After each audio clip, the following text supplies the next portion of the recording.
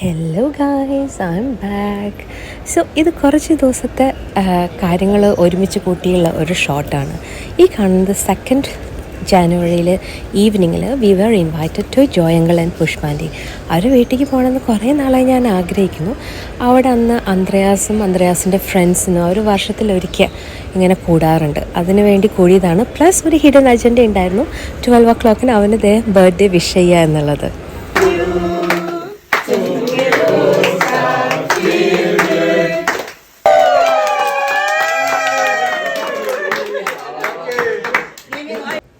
ആന്ത്രപ്പൻ was a bit overwhelmed, embarrassed ആയിരുന്നു.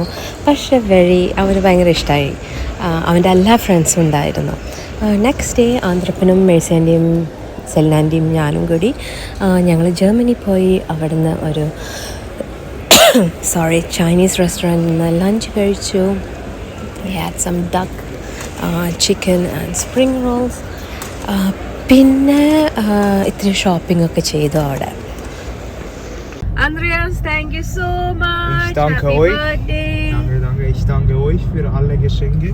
അങ്ങനെ ആ ഈവനിങ്ങിൽ ഈ വർഷത്തെ ഏറ്റവും ആദ്യത്തെ ഫുൾ മൂണിനെ കണ്ടു. ഈ മൂണിൻ്റെ പേര് വൂൾഫ് എന്നായിരുന്നു. അന്ത്രയാസിൻ്റെ ഗ്രൂപ്പും അവർ വിളിക്കുന്നത് വൂൾഫ് ഗാങ് എന്നാണ്.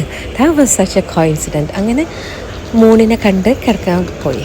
അത് കഴിഞ്ഞ് 4th and 5th ഞാൻ ഒന്നും ചെയ്തില്ല. കാരണം അത്രയ്ക്ക് നല്ല കോൾഡായിരുന്നു.